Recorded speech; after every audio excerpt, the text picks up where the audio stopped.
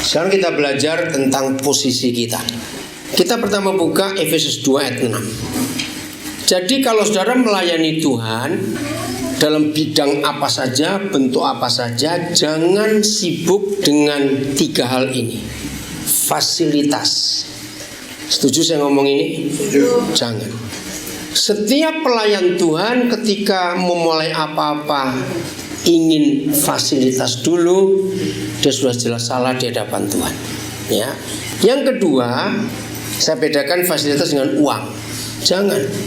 Jangan sibuk masalah uang. Nomor 3, jangan sibuk dengan koneksi. Pernah nggak ada rekan-rekan kita mau melayani cari koneksi dulu? Salah. Oke.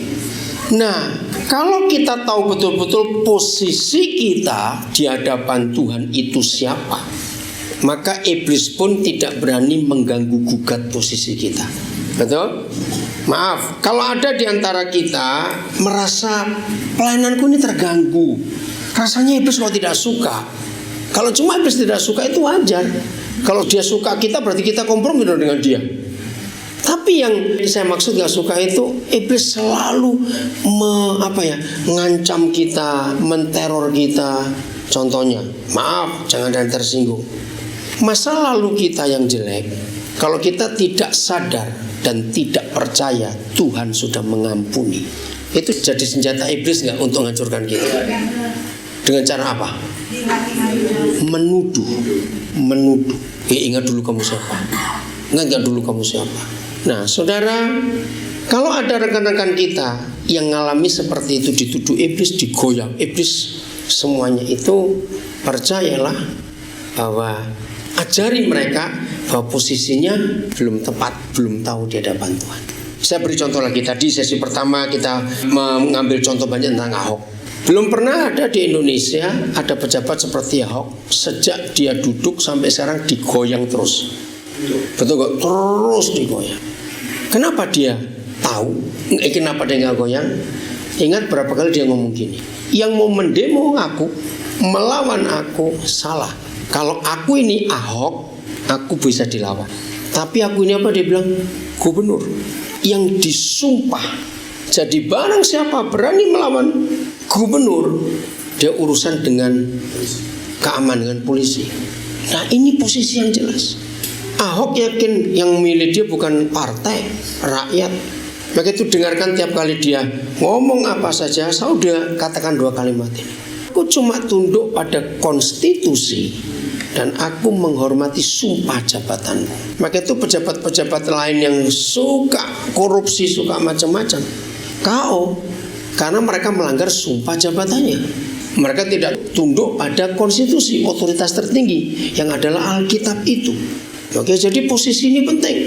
Saya ulangi lagi, kalau kita tahu posisi kita dan kita tahu otoritas yang Tuhan beri buat kita, maka 1, jangan sibuk fasilitas. 2, jangan sibuk uang. 3, jangan sibuk koneksi. Betul ya? Ingat ini baik-baik. Apa posisi kita? Sudah, Efesus 2 ayat 6. Ayo kita baca sama-sama. 1, 2, 3.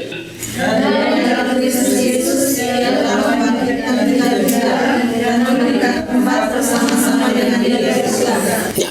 Jadi posisi kita di mana? Loh, ayo kok ragu-ragu? Jangan ragu-ragu. Posisi kita di mana? Di surga. Ini nggak bisa diganggu gugat lagi. Nah, dari posisi ini kita tadi sambung sedikit tentang otoritas. Kalau di surga punya otoritas nggak kita ini? Loh, jawab, punya otoritas tidak? Ya. Punya. Nah, jangan ragu-ragu, posisi kita sudah ada di surga. Maka itu salah kalau kita berkata masuk surga setelah mati. Salah. Sejak kita dibangkitkan bersama dengan Tuhan Yesus dan mendudukkan kita, apa? Ini itu otoritas tadi itu. Mendudukkan kita, ayo baca. Nah, ini mendudukkan kita di mana ya, baca Alkitabnya? Bersama-sama. Stop. Kalau kata bersama-sama, duduk bersama-sama, itu selevel atau beda? Ayo, kok ragu-ragu. Selevel atau beda? Selevel. Di mana? Di surga. Ini yang kita harus tahu. Oke? Untuk meyakinkan diri supaya pelayanan gak sibuk fasilitas, gak sibuk uang. Matius 6 ayat 31 ya. supaya uang dan fasilitas yang tidak kita miliki tidak mengganggu, tidak membatalkan, tidak membuat kita gugur dalam pelayanan. Katakan amin. Kalau kita tahu. Jadi bukan sibuk fasilitas, bukan sibuk urusan uang. Matius 6 ayat 31. 1, 2, 3.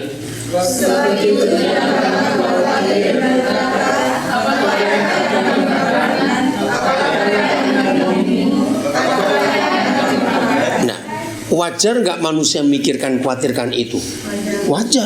Tapi saudara dan saya tidak wajar kalau mikirkan itu. Karena posisi kita. Saya ulangi lagi ayat 31. Jangan kamu berkata, jangan kamu khawatir, jangan kamu ngurusin apa yang kamu akan makan, apa yang kamu akan pakai, apa yang kamu akan minum. Ayat 32. Kalimat pertama harus di stop dulu baca. 1, 2, 3. Yang jangan ragu-ragu lah. 1, 2, 3. Semuanya itu dicari oleh bangsa-bangsa yang tidak mengenal Tuhan. Stop. Semuanya itu apa? Semuanya ayat 32 itu apa? Nah, makan, minum, pakai. Ini konteksnya. Siapa yang cari semuanya itu? Orang yang tidak mengenal Tuhan. Kita mengenal Tuhan atau tidak? Nah, kalau kita mengenal Dia, perlu ikut cari nggak? Ayo pikir. Nah, maka itu salah. Kalau kita anak-anak Papa di surga, kita ini posisi kita nanti akan ketemu setinggi ini, sehebat itu, sudah bersama-sama duduk di surga dengan Yesus. Masih mikir makan, minum, pakai, itu kan kurang ajar. Loh, betul tidak? Kurang ajar kepada siapa? Kepada Tuhan. Dalam bentuk menghina. Anak mantan presiden pun perlu khawatir nggak untuk makan, minum, pakai? Loh, anak mantan presiden, jadi bapaknya nggak jadi presiden lagi, masih perlu khawatir nggak makan, minum, pakainya? Jawab toh, masih tidak. Kalau sampai anak mantan presiden masih khawatir makan, minum, pakai, ini kurang ajar.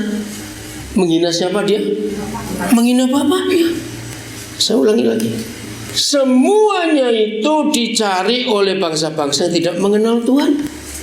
Jadi dalam panggilan Tuhan yang kita kerjakan, saudara dan saya tidak boleh pusing dengan hal-hal yang dicari oleh bangsa-bangsa yang tidak mengenal Tuhan. Nah, kalau saudara belajar ini, ingat tadi ya, sisi pertama saya ngajarkan selalu banyak tanya. Oke Papa, saya belajar percaya. Tapi apa dasar percayanya? Perlu nggak tahu kita? Perlu. Kalau tidak, dasar apa? Kita nggak punya kekuatan. Nah, dasar percaya kita, ingat dalam Roma 4 ditulis begini. Sekalipun tidak ada dasar untuk percaya, Abraham tetap percaya. Masih ingat firman itu ya? Nggak ada dasar untuk percaya apa? Faktanya apa? Mereka dua ini, suami istri ini, sudah tua, nggak ada obat sampai hari itu, nggak ada. Bagaimana nenek-nenek 90 tahun bisa hamil? Ngawur aja. Betul? Nggak ada dasar. Abraham pun tahu sudah nggak bisa. Tapi ada kalimat berkata, namun Abraham tetap percaya. Nah, ini masalah. Ada dasarnya. Nah, untuk kita sebagai rekan, sebagai pelayan Tuhan, duduk bersama-sama dengan Tuhan Yesus di surga, tidak boleh khawatir, tidak boleh ikut sibuk, tidak boleh ikut cari. Makan, minum, pakai itu dasarnya apa? Kalimat berikut ayat 32 masih. Ayo, 1, 2, 3. Nah, ayo baca, ini kata penting. 1, 2, 3. Akan tetapi, stop. Nah, kamu melakukan semua itu. Ini luar biasa. Saya paling suka lihat ayatnya. Saudara, di antara teman-teman hamba Tuhan, bahkan awal-awal kami menikah, istri saya itu heran lihat saya. Saya itu sudah sekian puluh tahun nggak pernah bisa khawatir tentang apapun juga. Itu nggak pernah. Kenapa saya nggak bisa khawatir? Ada dua hal. Satu, jalur saya. Selama saya ada di jalur Tuhan, berarti dia bertanggung jawab. Saya kenal Papa, ya sudah. Nah, ayat ini. Kenapa kita nggak boleh kok cari makan, minum, pakai? Padahal dalam pelayanan itu perlu, dalam hidup itu perlu. Akan tetapi siapamu? Bapamu yang di mana? Stop dulu. Apa arti kata Bapamu yang ada di surga? Yang punya segala-galanya. Betul. Ini berarti sudah belum ketemu klik gitu ya, karena wajahnya belum berubah. Coba lihat. Saya beri ilustrasi. saudara punya tetangga bukan polisi, tapi setelah beberapa hari, mungkin semingguan, saudara nggak lihat si bapak tetangga itu. Nah, karena saudara kenal anaknya, suatu hari setelah lewat seminggu, saudara ketemu anaknya. Terus saudara tanya, bapakmu di mana? Aku seminggu nggak lihat dia. Oh, lagi di kantor polisi. Ngerti nggak maksudnya? Bapaknya polisi atau bukan? Loh, jawab. Bapaknya jadi polisi atau bukan? Bukan. Nah, kalau bapaknya bukan polisi, seminggu di kantor polisi, berarti? Nah, itu maksudnya. Ngerti? Bapakmu di mana? Yang benar. Ayo, bapakmu di mana? Jawab yang lain. Benar. Artinya? Dia sudah. Akan tetapi bapamu yang di surga tahu bahwa kamu memerlukan semuanya itu. Berarti yang lebih tahu siapa? Kita atau dia? Ya sudah. Tidak semua kita punya anak. Sehingga ada yang masih belum menikah, kalian pun masih ngerti. Kalau ada anak nggak sakit, cuma panas dikit aja, yang khawatir siapa? Bapaknya. Anaknya itu nangis, ngapain? Main. Betul nggak? Lari sana, lari sini. Yang teriak-teriak mamanya itu. Anak kecil bajunya robek, dia nggak pusing kok, asal enak dipakai. Yang mikirin siapa? Orang tuanya. Saudara, belajar Alkitab selalu aplikasikan kita anak dia papa. Selalu aplikasikan orang tua dengan anak, anak dengan orang tua. Nanti kita akan ketemu rasa yang luar biasa dalam firman ini. Sungguh sejak Roh Kudus mewahyukan kepada saya ayat ini, akan tetapi Bapakmu yang di surga tahu bahwa kamu memerlukan semuanya itu. Jadi bukan kita yang pusing. Oke, ini kok, saya ini salah ngomong atau kok saudara nggak bereaksi yang bagaimana? Oke, gini. Oke, saya terbuka. Wih, puji Tuhan, terbuka. Oke. Dengar ya, dengar. Menurut saudara, nggak punya uang itu masalah atau bukan? Masalah. Salah. Nggak punya uang itu nggak masalah. Lihat sekitar kampung ini, lihat sekitar Danau Tondano, lihat sampai ke Kakak, sampai ke Modo Inding. Banyak orang nggak punya uang, punya anak. Lo kok nggak percaya? Lo betul tidak? Lo ada nggak? Saya tanya kok. Ya sudah. Jadi nggak punya uang itu bukan masalah. Dengar ya. Kalau saudara berkata nggak punya uang itu masalah, berarti di benak saudara berkata orang yang punya uang nggak punya masalah. Loh ya atau tidak? Cepat jawab, saya ini nunggu kok diam saja. Masalah juga. Tunggu, jangan bukan itu Pak Jeffrey. Saya tanya satu-satu jangan dipotong. Oke, saya ulangi. Tadi saudara berkata nggak punya uang itu masalah. Artinya orang yang orang kaya nggak punya masalah. Loh, betul tidak? Karena saudara berkata nggak punya uang itu masalah. Berarti orang kaya nggak punya masalah. Faktanya Bermasalah. makin banyak masalahnya yang punya uang itu. Nah kalau gitu masalahnya bukan pada uang, Ya. pada konsep berpikir ini. Ini saya ajari ya. Mau saudara mau nggak setuju, mau tertawa silakan. Tapi itu cara saya. Saya ini sering nggak punya uang dan tetap bisa makan. Loh, bagaimana? Jam makan datanglah ke rumah temanmu yang baik hati. Kok repot? Loh, saya bilang jangan tertawa kok. Loh, betul atau tidak? Masa teman itu ngusir kita? Jawab, masa ngusir kita? Jangan-jangan di sini ada yang begitu juga seringkali. Maka itu nggak punya uang itu nggak masalah. Makan, bisa ke rumah teman jam makan. Kalau toh sampai kita ke rumahnya jam makan nggak diajak makan, berarti senasib, gitu aja sudah. Sudah nggak usah minta macam-macam, cepatlah pulang cari teman yang lain. Susah bener kenapa? Loh, betul atau tidak? Maka itu nggak punya uang itu nggak masalah. Kenapa pusing? Jadi makan beres, pakaian. Semiskin-miskinnya kita, masa sih sampai telanjang? Nggak mungkin. Cuma mungkin sudah 3 tahun nggak pernah beli baju baru. Apa itu masalah? Nggak beli baju baru 3 tahun? Tidak. Tidak, yang masalah itu orang lain. Tanya, kenapa kamu gak ganti-ganti? Nah, ini jawabannya, dengar baik-baik ya. Kalau ada orang mempermasalahkan kita gak ganti-ganti baju, gini jawabannya. Yang pengen pakai baju baru kan kamu, ya belikan dong aku yang pakai. Lu ya atau tidak? Yang pengen kita pakai baju baru itu siapa? Yang ngomong tadi toh? Ya sudah, kamu jangan ngomong doang, belikan aku baju baru nanti aku pakai. Nah, itu cara hidup. Walaupun nggak pakai baju baru nggak mati kok. Ketiga, minum. Semiskin-miskinnya orang, masa sih sampai nggak bisa minum? Lu jawab, iya atau tidak? Iya. Lu kok iya gimana? Tidak. Lu betul tidak? Masa minum aja nggak ada orang kasih? Makanya jangan berhenti melayani karena fasilitas, karena uang. Itu menghina Tuhan betul-betul. Akan tetapi Bapamu yang di surga tahu bahwa kamu membutuhkan semuanya itu. Ini dari kemarin Pak Kuntua 1 ini, anak saya ini jemput dari bandara sampai tadi malam ngecek saldo. Dari pagi cek tinggal 4.000 malahan. Bener, tanya, saya nggak pusing. Oke. Orang berkata, aduh nggak menikah seluruh umur, orang bilang masalah. Nggak menikah masalah atau iya? Ayo nggak berani jawab. ayo masalah atau tidak nggak menikah? Jawab. Tidak. Kalau saudara berkata nggak menikah itu masalah, berarti orang menikah nggak punya masalah. Padahal ya sudah. Maka itu sebetulnya hidup ini nggak ada masalah.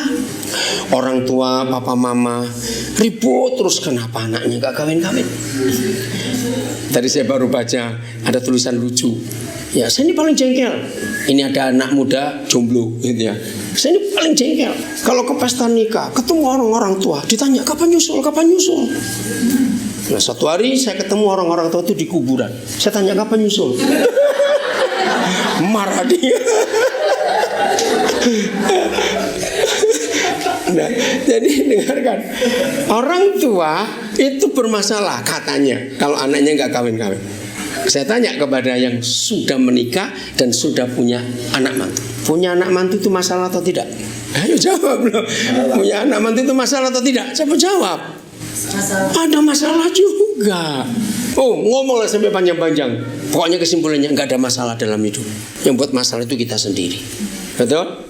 Hal-hal kecil aja kita bisa jadikan masalah. Oke? Jadi fasilitas dan uang jangan jadikan alasan untuk kita berhenti melayani. Itu menghina Tuhan. Terus gimana aku perlu? Jawabannya akan tetapi siapamu tadi itu loh? Bapakmu yang di mana? Jangan bilang di Polda, awas kamu, bukan polisi bapakmu. Tahu bahwa kamu memerlukan semuanya, sudah. Yang penting jalan hidup benar, menyenangkan hati Papa. Lakukan yang terbaik, beres. Amin. Oke, lanjut. Betul? Makin berat tuh lanjut. Posisi kita 1 Korintus 3:9. Jadi setelah tahu posisi kita di kerajaan surga bersama-sama Yesus, ini posisi. Jadi selevel atau tidak? Selevel dengan Tuhan Yesus. Siapa bisa gugat kita? Siapa berani melawan kita? Nggak ada. Kalau kita selevel dengan Tuhan Yesus. Sudah? 1 Korintus 3:9. Kita baca 1, 2, 3. Karena kami adalah kawan sekerja Tuhan. Terus koma. Kamu adalah ladang Tuhan dan bangunan Tuhan. Nah, ayo kita belajar. Berarti saudara dan saya ini siapa? Posisi di hadapan Tuhan. Kawan sekerja. Apa kata lain kawan sekerja? Rekan, partner. Ayo terus, rekan kerja, partner, sahabat. Dalam istilah bisnis, orang yang jadi partner itu sama nggak posisinya? Sama. Artinya yang satu nggak berkata, aku bisa sendiri kok tanpa kamu. Nah kalau gitu ngapain cari partner? Ya kerja sendiri. Karena itu posisi ini yang harus kita kenali. Ternyata posisi kita ini penting di hadapan Tuhan. Sangat penting. Sampai dia berkata begini ya. Amos 3 ayat 7. Amos 3 ayat 7. Saya tuh kaget saudara melihat ini. Segitu pentingnya posisi kita di hadapan Tuhan. Amos 3 ayat 7. Sudah, ayo cari Amos 3 ayat 7. Perjanjian Lama setelah Mazmur, oh jauh, masih ke belakang lagi. Mazmur, ya udah mesti ya. Baca sama-sama. 1, 2, 3. Sungguh Yahweh Tuhan tidak berbuat sesuatu. Stop dulu. Ini yang saya kaget. Sungguh sedikit sekali di Alkitab firman Tuhan didahului dengan kata sungguh. Itu gak sampai 20-an. Saya pernah ngitung, mungkin saya salah. Saya percaya 30 pun gak sampai 30 ayat maksudnya. Sungguh. Nah buat saya, setiap firman yang ada kata sungguh, saya tuh beri perhatian khusus. Karena berarti Papa punya tekanan ini harus kita tahu. Sungguh Yahweh Tuhan tidak berbuat sesuatu. Ini yang saya kaget. Tahun 78 saya dapat rahasia ini. Tahun 78. Ayo keluarkan kalimat ini. Apa kata lain sungguh tidak berbuat sesuatu? Apa kata lainnya? Ayo mikir. Diam. Yang lebih keras lagi daripada diam. Sungguh Yahweh Tuhan tidak berbuat sesuatu. Saya sampai sini dulu. Apa kata lain? Apa? Cuek. Apa lagi? Ayo saya tunggu kalimat-kalimat yang lain. Diam, cuek, betul. Gak usah ragu-ragu, ayo saudara paksa otak kita untuk berpikir supaya kita makin kaya dengan firman. Dia bungkam, kurang kuat sebetulnya. Tidak peduli. Naik satu lagi. Masa bodoh. Bayangkan kenapa Tuhan kita bisa cuek, gak peduli, masa bodoh, diam. Sebelum saya jawab, saya tanya ini penting saudara. Karena hanya ada 2 kekuatan di alam semesta ini, Tuhan dan hantu. Kalau dibalikkan itu kan, betul, Tuhan dan setan. Betul atau tidak? Baru kekuatan ketiga adalah ego kita. Tapi ego kita tergantung mau condong yang mana di antara 2. Di situ kita dipakai. Betul atau tidak? Nah setelah itu nggak ada lagi. Setelah itu hanya hukum alam. Dan hukum alam tunduk pada manusia. Ini masalahnya. Kalau Tuhan sedang diam, Tuhan sedang bungkam, Tuhan sedang cuek, Tuhan sedang masa bodoh. Yang bergerak siapa? Setan, saudara. Jangan main-main. Kenapa Tuhan diam? Kenapa dia jadi masa bodoh? Tanpa, baca lagi Amos 3:7. 1, 2, 3. Kenapa dia gak berbuat sesuatu? Tanpa menyatakan keputusannya kepada, stop dulu, hamba-hambanya. Siapa tuh hambanya? Kita. Nah kalau kita sudah baca dari 1 Korintus 3:9, berarti Tuhan punya rekan sekerja. Maka itu saya tanya tadi, dalam istilah bisnis atau apa saja, yang namanya partner, namanya rekan sekerja, itu gak mungkin ada yang berkata, aku gak butuh kamu kok, aku bisa sendiri. Bisa tidak?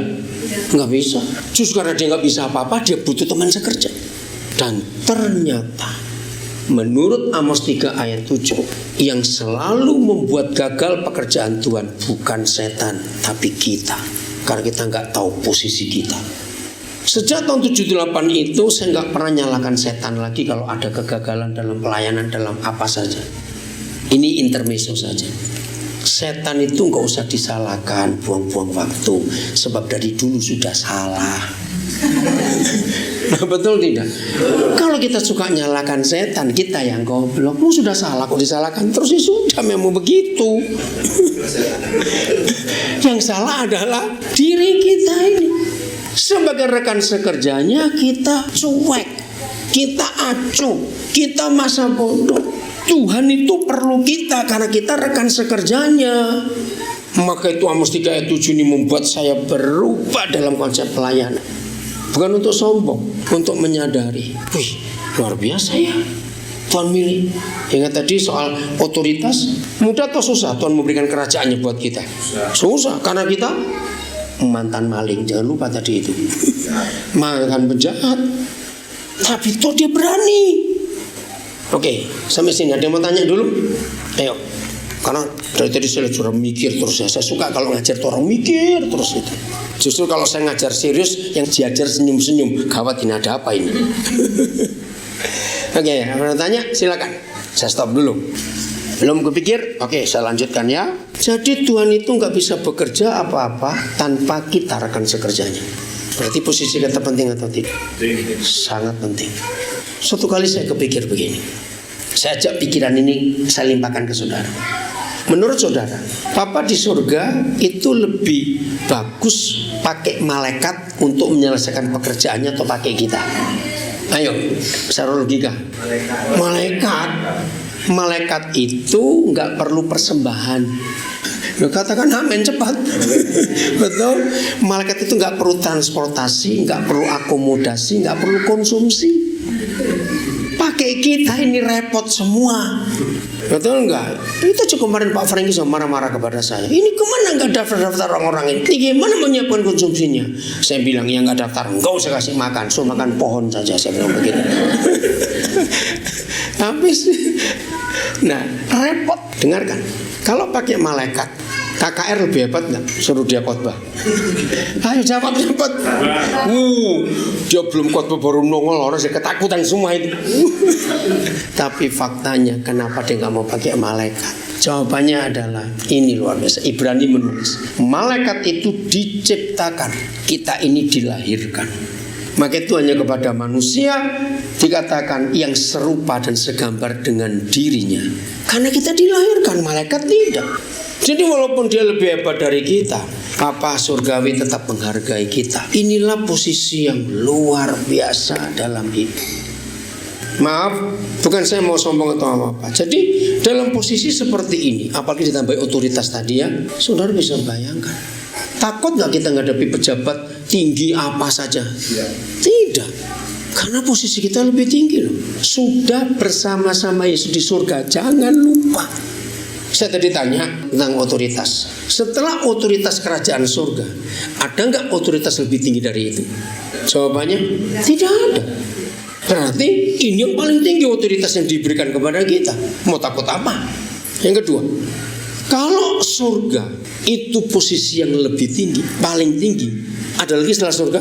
Tidak. Dan kita ada di situ bersama-sama dengan Yesus. Jangan lupa. Berarti gak ada lagi yang perlu kita takuti di atas kita. Karena ada Tuhan kok. Ngerti ya? Maka itu jangan pernah mau posisi kita digoyah. Harusnya para pejabat yang rakus korup itu belajar. Ingat yang terakhir-terakhir ini, Ahok berkata, aku ini berbuat ini bukan untuk ingin jadi gubernur lagi. Betul gak dia ngomong gitu? Jadi Ahok itu gak cari jabatan. Kalau aku nanti gak terpilih, aku sudah cukup dikenang sebagai gubernur yang membuat perubahan. Tapi kalau yang lain kan inginkan jabatan itu. Betul tidak? Nah itu bedanya. Nah ini yang mengerikan. Hampir tidak ada sidang sinode gereja yang gak pakai perkelahian. Jawabnya atau tidak? Bahkan yang terakhir-terakhir ini segila kok gereja ini. Hampir semua sinode gereja pakai tim sukses. Datang dulu ke kampung-kampung, ke daerah-daerah untuk ngangkat yang betul enggak? Ini mau jadi apa gereja kalau begini keadaannya? Berebut kedudukan. Bahkan ada ketua sinode yang mengamandemen tata gereja, yang aturannya hanya boleh 2 periode. Karena dia pengen duduk ke periode ketiga, dia rubah boleh sampai 3 kali. Hebat sekali. Nah itulah manusia. Posisi itu gak lama, betul tidak? Ada masanya. Tapi kalau posisi di hadapan Tuhan, ada masanya enggak? Enggak, sampai selamanya. Maka itu posisi ini kita harus tahu dalam hidup kita. Iblis gak bisa ganggu gugat kita. Kembali ke 1 Korintus 3:9. Berarti tanpa kita Tuhan bisa buat apa-apa enggak? Lah jawab. Tanpa kita dia bisa buat apa-apa enggak? Tidak. Itu saya kaget.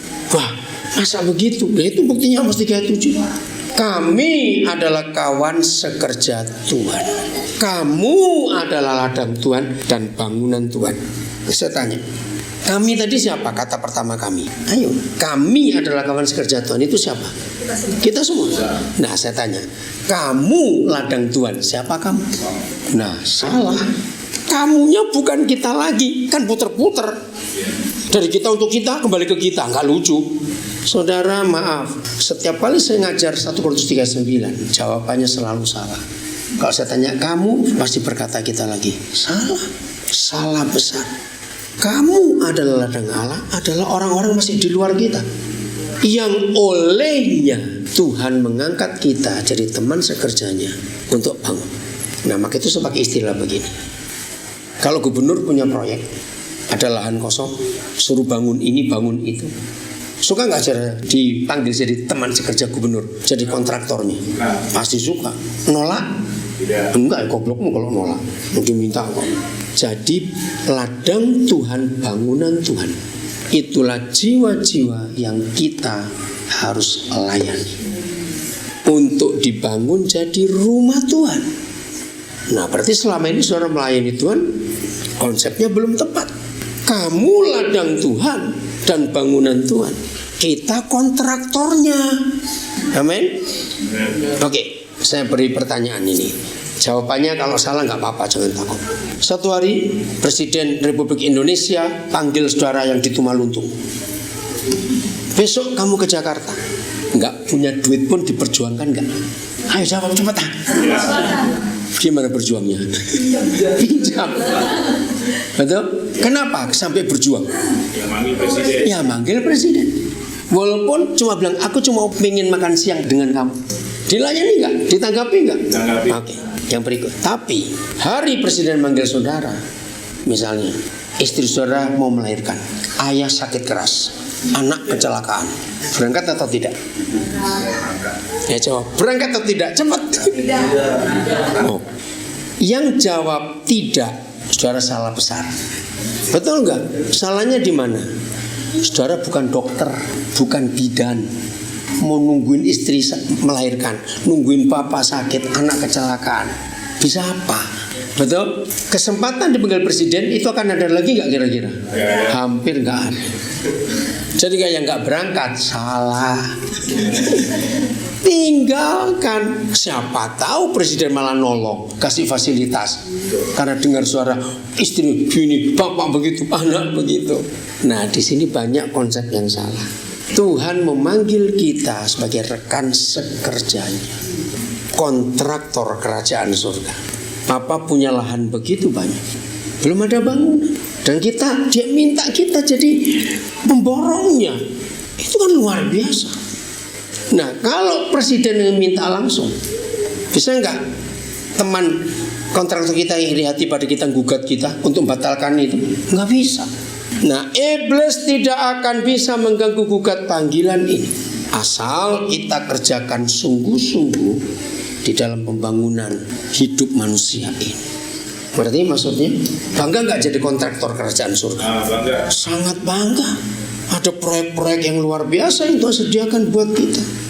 Maka itu tadi bagian terakhir sesi pertama, ketika kita bahas tentang ada hamba Tuhan dan hamba organisasi, siapa yang kita wakili itu sangat menentukan apa isi khotbah kita, apa bentuk pelayanan kita. Siapa masih ingat ada kisah yang cukup menarik? Nah, itu tersiar di sosial media sudah lama, tapi sering muncul juga. Suatu hari ada seorang kepala bangunan, sudah 30 tahun lebih kerja dengan kontraktor ini, dan waktunya pensiun. Tapi dia marah kepada majikannya karena pas mau pensiun dikasih kerjaan, tolong buatkan rumah. Nah, dia marah, tapi dia nggak bisa bantah. Akhirnya dibuat rumah. Nah, bahkan dia disuruh milih model sendiri, material cari sendiri. Karena jengkel, dia bangun asal-asalan, model asal-asalan, materialnya nggak karuan. Begitu dia selesai serahkan kunci, bos ini kuncinya. Waduh, luar biasa kamu. Inilah rumahmu. Dia kecewa. Berarti dia tinggal di rumah yang jelek.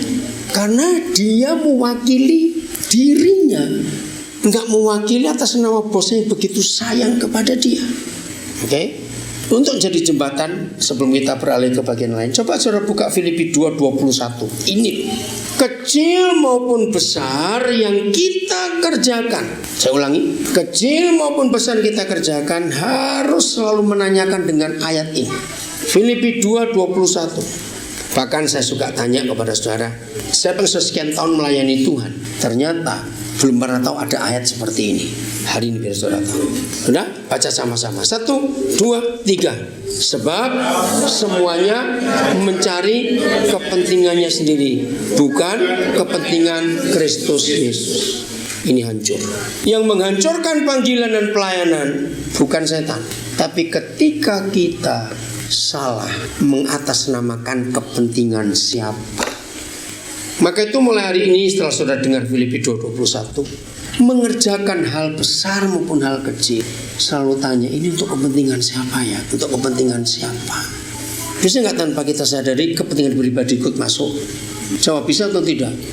Banyak. Saya percaya kita punya teman-teman pelayan Tuhan yang motivasi pelayanannya adalah untuk keuntungan diri sendiri. Banyak atau sedikit orang seperti itu? Banyak. Maka itu kita harus jaga. Di mana kita meletakkan diri untuk kepentingan siapa, atas nama siapa, mewakili siapa. Iblis selalu berusaha menggoyang posisi kita dengan selalu mengingatkan keperluan-keperluan kita. Maaf jangan ada yang tersinggung, tapi ini keputusan yang kami buat sejak tahun 70-an yang lalu. Wajar bukan kalau seorang hamba Tuhan lagi gak punya duit? Maaf ya saya ngomong.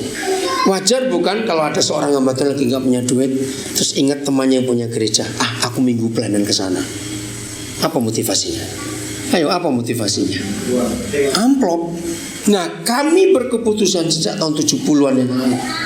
Begitu kami lagi gak punya duit, langsung ingat pelayanan sana, maka kami putuskan batal, gak ada pelayanan-pelayanan. Lebih baik tetap lapar dan miskin daripada menjual nama Tuhan.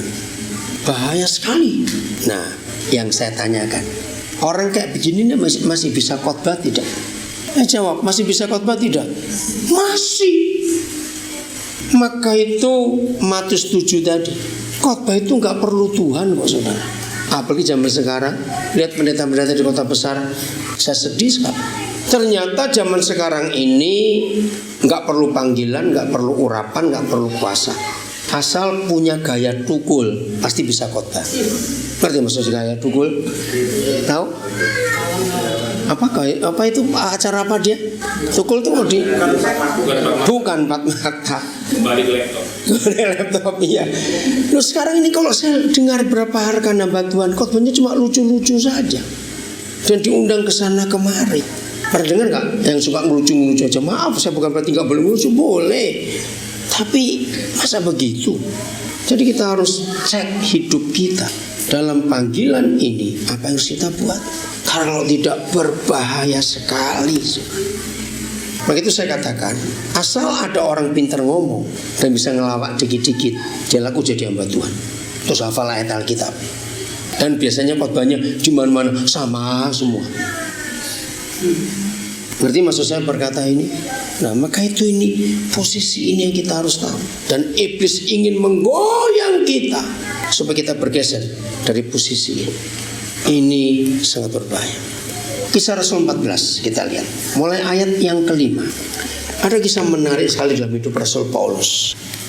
Kisah Rasul 14 ayat yang kelima. Nah dalam permisi kita harus ingat otoritas dan posisi kita. Udah, Kisah Rasul 14 ayat 5. Ayo baca 1, 2, 3. Oh maaf, berarti ayat 6 saya salah. Ayat 6.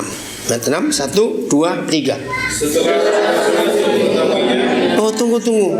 Saya bilang pasal berapa? 4. Oh pasal 16 maksud saya. Maaf saya salah. Maaf. Ayat 5, pasal 16. Itu perikop pertama yang namanya. Perikop pertama ya. 4. Yang perikop pertama ayat berapa? Ayat 4. Oh ya, coba 4 berarti. Ya, 1, 2, 3.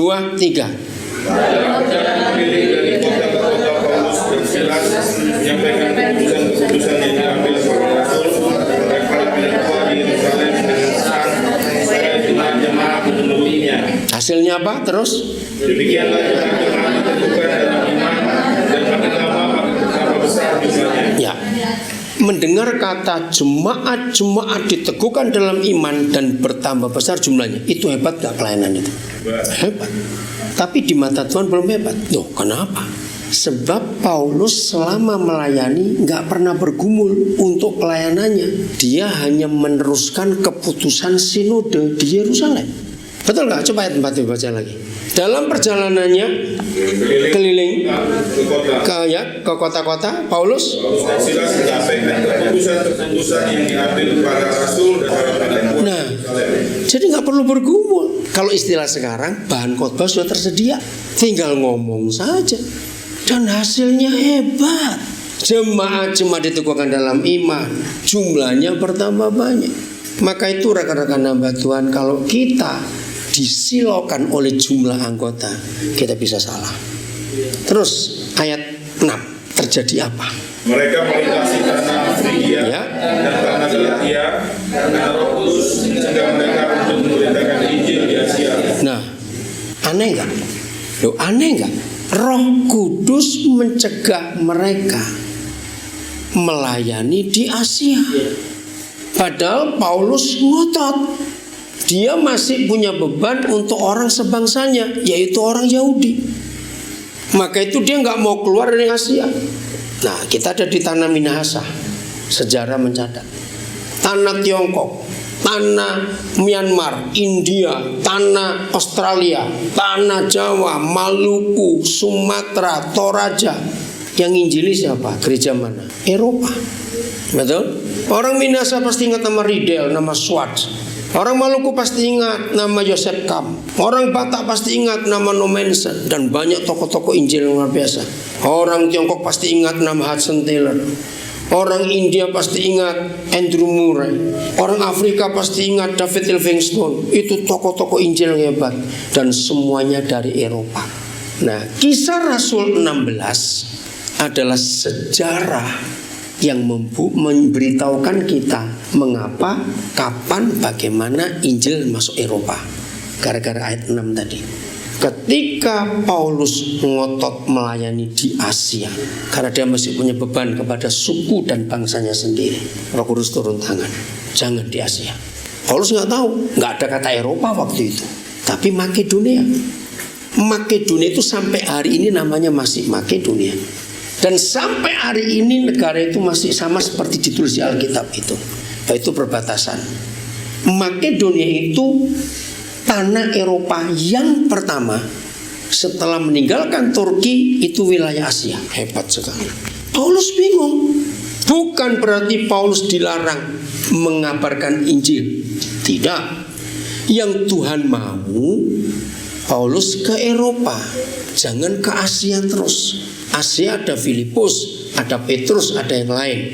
Nah, karena Paulus ini orang berpendidikan, ngerti bahasa-bahasa, Tuhan siapkan untuk masuk ke benua baru. Tapi Paulus nggak ngerti, maka itu dia ngotot. Ayat 7, lihat ayat 7. Bagaimana ayat 7? Nah, stop. Dan setibanya di Misia, mereka mencoba masuk ke daerah Bitinia, sama Asianya. Apa kata lain mencoba? Spekulasi, ngotot, coba. Karena Paulus gak jelas, kenapa dilarang? Nah, setelah tetap ngotot Asia, terjadi apa? Siapa yang datang setelah itu? Ayo lihat. Ayo baca. Tapi roh Yesus bagaimana? Tidak mengizinkan mereka. Saudara, kita belajar. Nah, saya mau gabungkan dari dua hal ini, otoritas dan posisi menurut kisah ini. Saya tanya, kalau Paulus melawan Roh Kudus dan Roh Yesus, tetap nginjil di Asia, pelayanannya berhasil atau tidak? Ya. Berhasil. Buktinya tadi itu cuma diteguhkan dan jumlahnya makin besar. Ini yang kita harus hati-hati. Keberhasilan pelayanan bukan karena jumlah orang. Keberhasilan pelayanan karena kita ikut siapa. Kalau Paulus untuk kepentingan sendiri, dia tetap di Asia, dia gak mau kemana-mana. Maka itu kita harus hati-hati dalam pelayanan. Ngerti gak maksud saya berkata ini? Kalau gitu sudah tentu atau belum tentu? Rekan-rekan kita yang hebat-hebat di kota, hebat dulu, belum tentu Tuhan mau di situ. Nanti kita bongkar soal duit ya, supaya kita tahu. Jadi saya ulangi lagi, kalau toh Paulus ngotot tetap di Asia, Injil berlaku, bekerja. Ingat tadi dalam otoritas, kalau ada orang hebat bisa menyembuhkan orang sakit, yang hebat siapa? Orang itu atau Tuhan? Tuhan, karena Tuhan tahu ada orang butuh dia. Nah, nggak ada orang lain di situ, cuma ada orang ini. Walaupun Kristennya bengkok-bengkok, tetap dipakai karena nggak ada orang lain. Maka itu kita belajar tadi, keledai pun bisa ngomong, batu pun bisa memuji Tuhan kok. Artinya jangan sombong. Kalau dalam satu tanda kutip kita berhasil mengerjakan sesuatu, karena bisa dua hal. Satu, kita ditolak karena gak ada orang lain. Tapi kedua, memang karena kita benar. Nah, Paulus bingung. Kenapa ke Asia nggak boleh? Dia kan nggak tahu. Ayat 8 ya? 7 atau 8? 8 ya, silakan. 1, 2, 3. Setelah melintasi Misia, mereka sampai di Troas. Ya. Jadi Paulus masih ngotot wilayah Asia. Setelah sampai di Troas. Jam berapa? Waktunya kapan? Ayat 8. Malam hari. Zaman itu ada kendaraan enggak? Bermotor? Tidak ada. Berarti ada lampu enggak? Tidak ada. Jadi kalau sudah malam harus berhenti. Belajar begini ya rekan-rekan hamba Tuhan. Seringkali Tuhan izinkan malam datang ke hidup kita. Ngerti maksud saya? Bisa masalah, bisa tertutup jalan, bisa nggak punya duit, bisa sakit, aduh macam-macam. Kalau malam itu tiba buat kita, jangan ngotot. Paulus stop. Coba baca. Ulangi lagi dari ayat berapa tadi? 7 atau 8? Tiba di Troas itu ayat berapa? 8. Coba 8. 1, 2, 3. Setelah melintasi Misia, mereka sampai di Troas. Nah, jadi masih ngotot Misia itu masih Asia sampai Troas terus. Pada malam harinya tampaklah pada Paulus suatu penglihatan. Ada seorang Makedonia berdiri di situ dan berseru kepadanya, katanya, menyeberanglah kemari dan tolonglah kami. Nah, pada malam harinya. Jadi saudara-saudara, kalau malam tiba buat kita, walaupun ini tengah hari, bisa berupa malam buat kita. Pernah nggak ngalami hal seperti itu? Kemana-mana buntu. Jangan maksa, diam dulu. Nah, ini yang saya katakan tadi di sesi pertama, konsolidasi. Berarti jenderal kita punya rencana baru kita belum tahu. Nah, waktu sampai di Troas sudah malam, ayo, Paulus tidur atau tidak? Nah, ini pertanyaan penting. Tidur atau tidak? Gak usah ragu-ragu. Ayo kita belajar kok. Tidur atau tidak? Ya cuma ada 2, 1 atau tidur atau tidak ini loh. Oke, jawabannya tidak. Loh, dari mana saya tahu tidak? Karena ditulis kalau tidur bermimpilah Paulus. Berarti dia sedang tidur. Tapi nampaklah penglihatan. Berarti dia sedang bergumul. Dia sedang diskusi dengan Tuhan. Kenapa Misia nggak boleh, Bitinia nggak boleh, Frigia nggak boleh? Suruh kemana? Dalam pergumulan itu penglihatan datang. Ada orang Makedonia. Dari mana Paulus tahu itu orang Makedonia? Dari pakaiannya. Sampai hari ini pun pakaian orang Asia, pakaian orang Eropa itu beda. Dan dalam penglihatan itu dia mendengar mereka panggil-panggil, menyeberanglah ke sini, tolonglah kami. Ayat berapa itu tadi? 9, ayat 10. Berarti ini cara yang penting supaya posisi kita benar di hadapan Tuhan. 1, 2, 3. Setelah Paulus melihat penglihatan itu, sekarang kami mencari kesempatan untuk berangkat ke Makedonia. Terus? Karena penglihatan itu kami mencari kesimpulan. Stop. Ini kata penting. Sebab dalam penglihatan itu kami menarik kesimpulan. Artinya apa kalimat ini? Belum memutuskan, masih ada keraguan. Betul tidak? Sama seperti kata mencoba di ayat berapa tadi itu.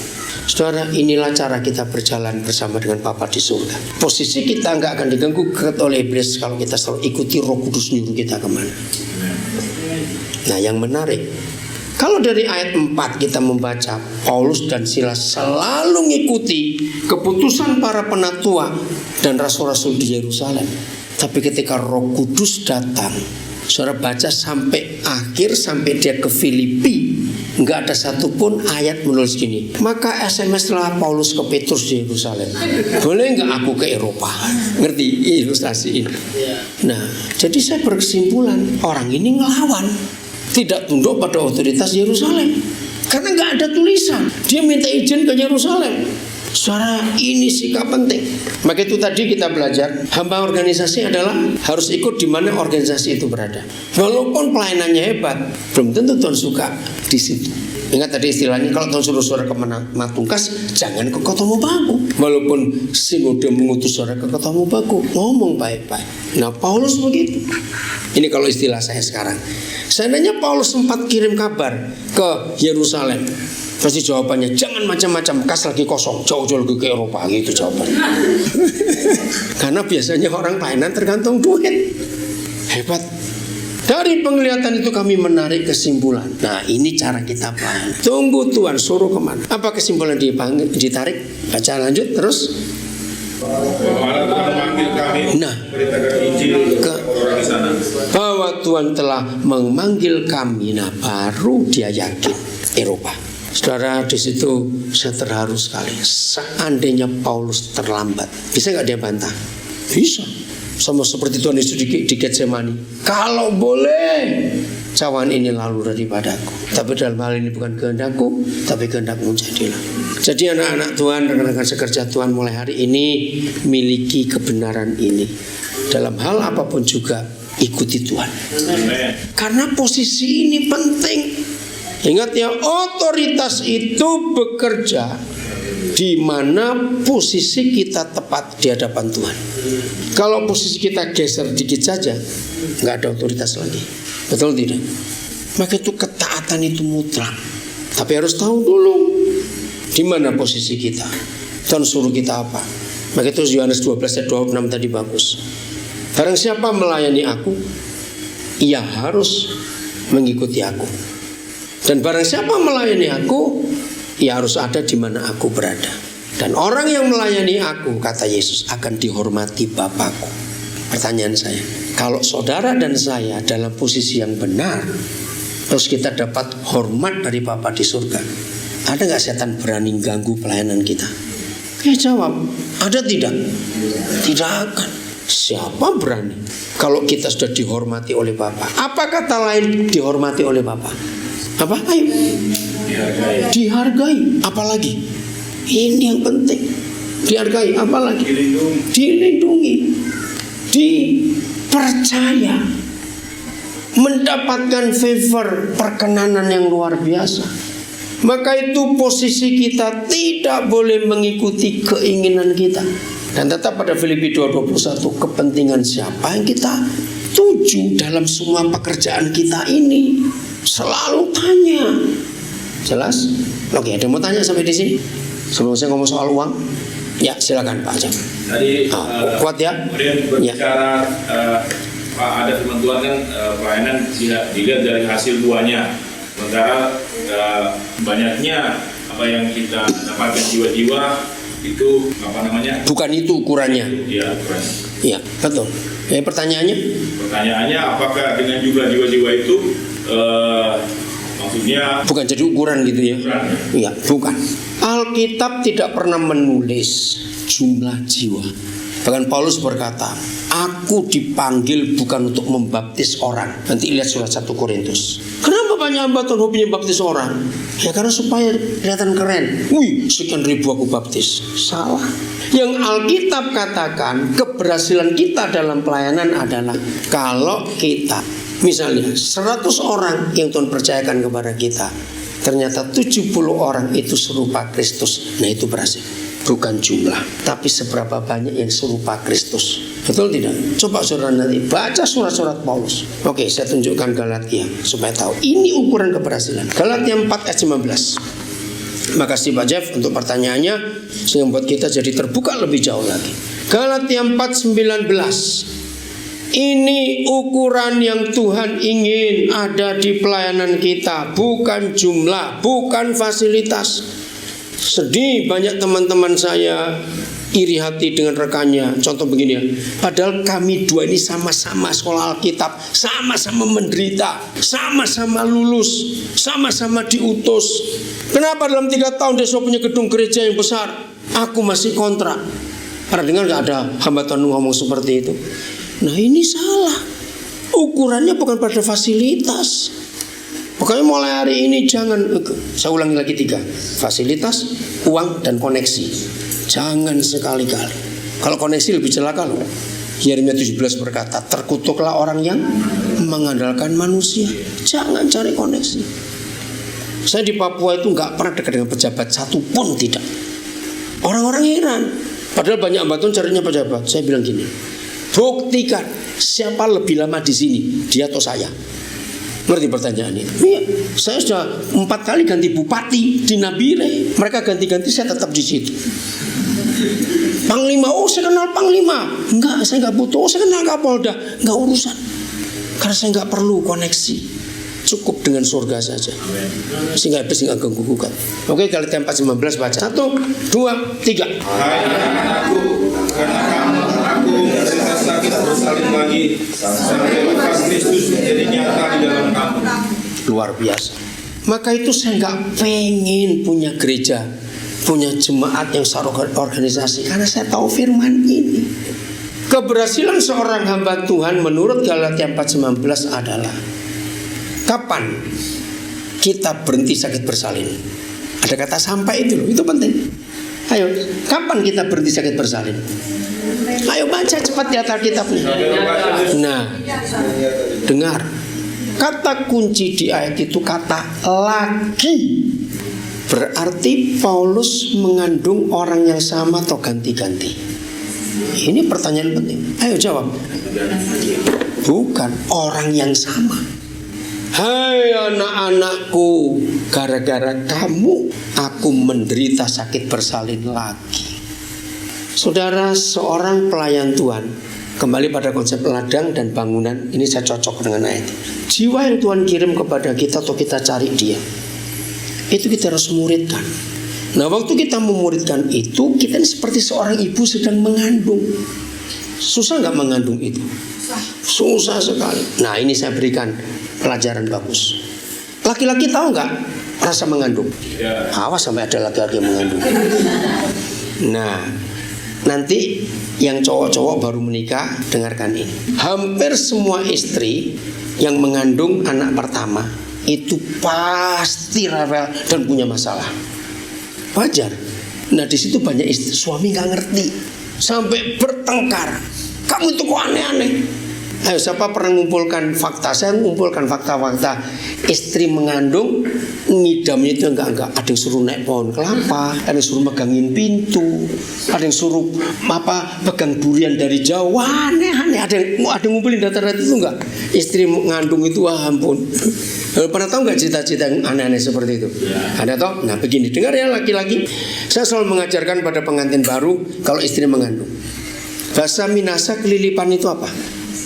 Ada nggak orang bahasa Minasa? Kelilipan. Tahu kelilip itu bahasa Jawa loh, kelilipan. Ada nggak? Bahasa Tonsea, bahasa Tondano, bahasa Tombulu, Sangir. Kelilipan apa itu? Kabuta. Itu kabuta bahasa mana? Minasa. Apa tadi Kamilo? Milo itu bahasa mana? Minasa. Loh, ini kok ada dua sekarang ini. Minsal. Oke, tahu kelilipan ya? Loh. Kelilipan itu debu atau pasir? Debu, nggak bisa pasir. Pasir rusak mata kita. Nah, telusupan. Tahu telusupan? Ya. Ada serat kayu tipis sekali masuk ke bawah permukaan kulit. Nah, bahasa Minasanya apa? Itu terusan bahasa Jawa lagi. Indonesia pun nggak ada ini. Tacucu lain, tacucu itu tertusuk. Betul nggak? Tacucu itu tertusuk, beda. Oke, nah bahasa Jawa itu kaya, maka itu rugi nggak bisa bahasa Jawa. Oke, saya lanjutkan. Kelilipan saja kita tersiksa. Hai para suami yang masih muda, baru pengantin baru, di dalam tubuh istrimu ada benda asing sebesar itu, yang gara-gara kamu sampai dia ada di situ. Betul nggak? Boleh nggak saya ngomong seperti ini? Jadi kalau istrimu aneh-aneh, terima, itu kan karena perbuatanmu. Loh, boleh saya ngomong ini? Nah, apalagi ini telusupan dan kelilipan, itu bendanya nggak bertambah besar, tetap sama. Nggak enak kalau nggak dikeluarkan. Tapi istri kita yang mengandung, setiap saat bertambah, anak itu besarnya. Menderita nggak? Jawab, menderita nggak? Maka itu kalau tahu, diberitahu ini supaya tahu. Maka itu sampaikan kepada semua teman-teman kita yang menikah, lalu istri mengandung anak pertama. Kalau dia rewel-rewel, doakan, ya udah saya tukar, kamu yang hamil, istrimu tidak. Cuma tahu rasa kamu. Menderita istri mengandung itu sering gak enak semua.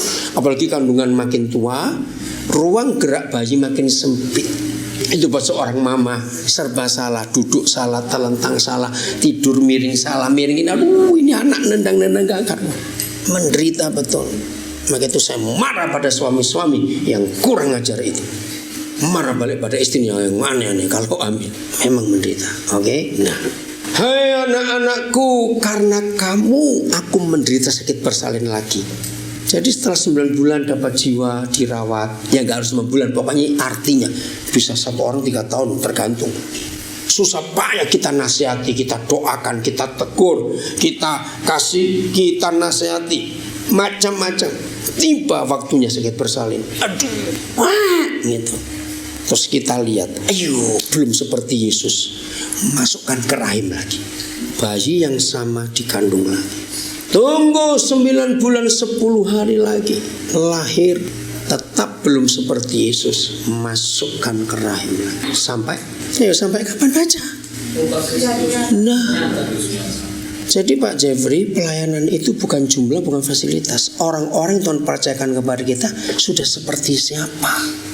Maka itu salah. Gembala ambisi cuma 3.000. Ayo, siapa pernah tahu selama ini paling banyak lahir kembar berapa? Kalau lahir kembar 3.000, itu ibunya sebesar apa? Lo ngerti gak maksudnya? Gak bisa. Karena melayani jiwa-jiwa sampai ladang itu jadi bangunan Tuhan, itu seperti orang mengandung, satu persatu. Jelas? Begitu, jangan punya ambisi, jangan punya jemaat banyak-banyak. Ada lagi yang mau tanya? Silakan. Tidak ada, saya mau soal uang. Ternyata uang itu kekuatannya sama dengan Roh Kudus. Loh, kok gak amin? Saya bacakan 2 ayat. 1 Matius 6:24. Yesus berkata, kamu gak bisa mengabdi pada 2 tuan, yaitu siapa dan siapa? Mamon dan Tuhan. Berarti uang itu setara dengan Tuhan. Jadi kalau ada gereja banyak uangnya, orang-orang kaya jadi anggotanya, jemaatnya pasti berjubel. Kenapa? Pasti gedungnya bagus, kursinya enak, AC-nya sejuk, musiknya bagus, sound systemnya enggak gitu. Seperti maksudnya. Nah, kira-kira orang suka datang enggak? Nah, bukan karena Roh Kudus, karena uang di situ. Apalagi gereja itu bisa menggaji pemusik-pemusik yang terkenal, panggilkan WL yang hebat, karena bisa gaji. Jadi tanpa Roh Kudus bisa. Setuju saya ngomong ini, saudara? Karena itu kekuatan uang. Maka itu Mazmur 127 hukumnya berkata, yang menabur dengan bercucuran air mata. Masih ingat? Apa arti kata itu? Penuh pergumulan. Dan yang apa, saya menabur benih dengan, saya lupa itu ayatnya. Wah, ngerti ya, 127 saya tahu. Iya, menuai dengan sorak-sorai. Tapi sekarang banyak orang menuai tapi gak menabur. Itu namanya ngerampok.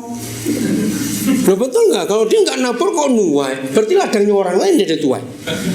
Jadi banyak pendeta perampok sekarang ini. Mereka cuma memindahkan orang lain, gereja orang lain ke gereja dia, dengan fasilitas yang wah. Maka itu hati-hati dengan uang. Matius 28 ayat 11. Ayo cepat. Wih, jam 1:04 ya. Matius 28 ayat 11 mulai. Kita kan lihat buktinya kekuatan uang sejahat itu. Baca 1, 2, 3. Ulang-ulang, yang belakang mana nggak ada suara. 1, 2, 3. Baca.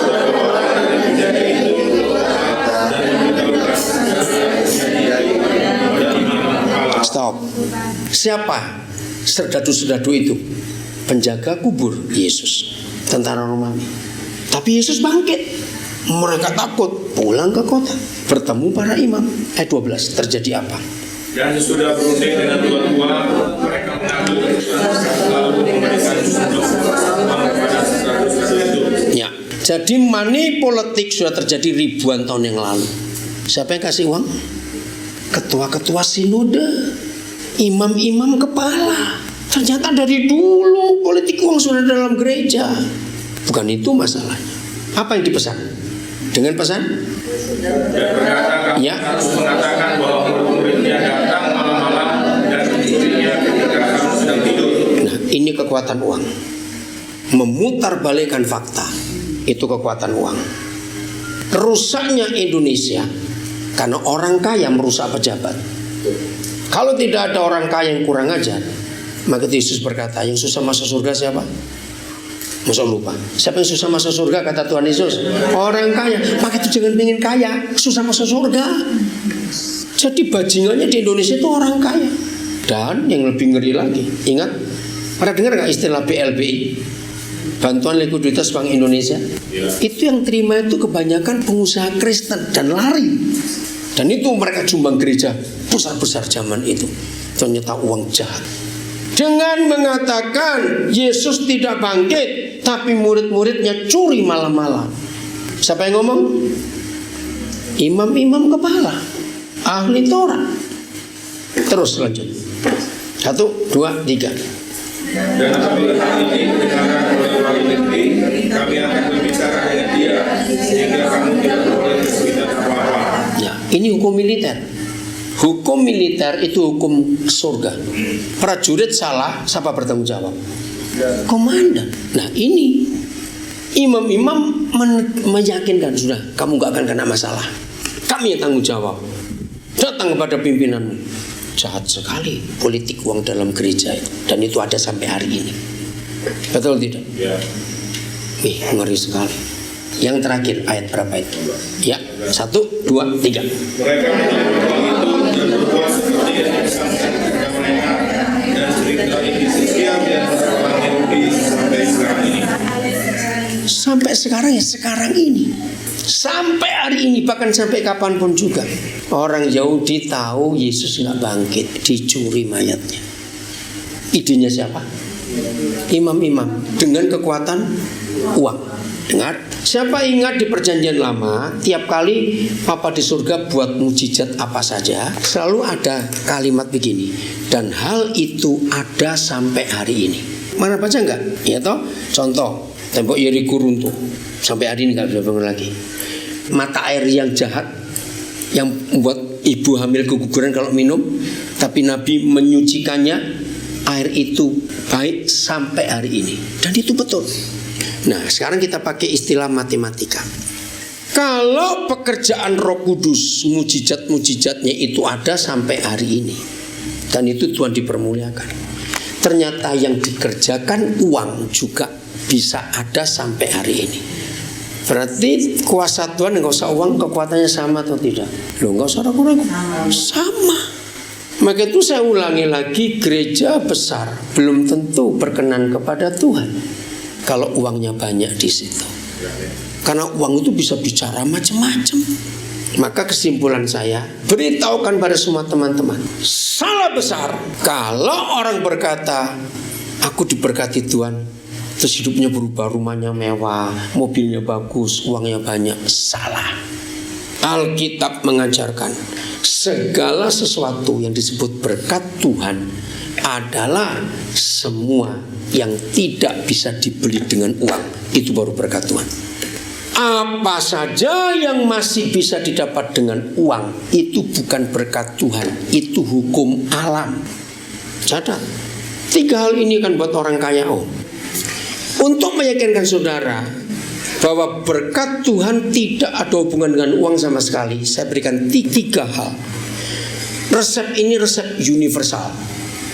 Maling, perampok, pezina, pemabuk sekalipun, penjudi, pembunuh, kalau melakukan 3 hal ini pasti kaya tanpa Tuhan.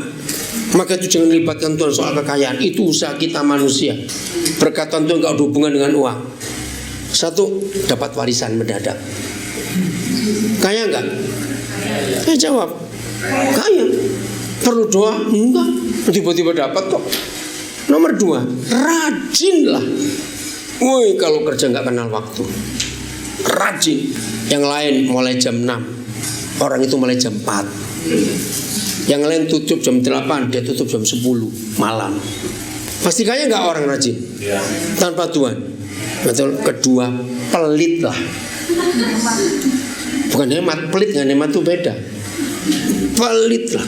Kalau makan ikan, cuma beli kepalanya saja. Itu disup 4 hari, ambil kuahnya. Hari kelima baru makan tetelannya. Orang seperti ini jangan punya kucing, kucingnya pasti mati. Mengerti? Nah, dapat warisan mendadak, rajin, pelit, kaya tidak? Pasti. Lakukan resep ini dan berdosalah. Lu betul, ini hukum alam. Maka itu jangan berkata untuk uang, enggak, itu jeripaya kita. Maka itu mulai hari ini berhikmatlah. Jadi fasilitas, uang, dan koneksi tidak ada hubungan dengan posisi kita. Posisi kita karena Tuhan yang memanggil kita. Ya, kenapa Pak angkat tangan? Ya. Tadi kan dibilang bahwa rajin. Ya. Dapat warisan. Terus pelit. Kalau orang yang kerja pelabuhan, ya, pelabuhan dari pagi sampai malam kerja kan tidak kaya. Ya karena dia nggak berhikmat. Loh, betul tidak? Uangnya nggak dipakai dengan betul. Istilahnya pengeluaran lebih besar daripada pemasukan. Nah, kita harus nolong mereka, memberikan, mengajar mereka.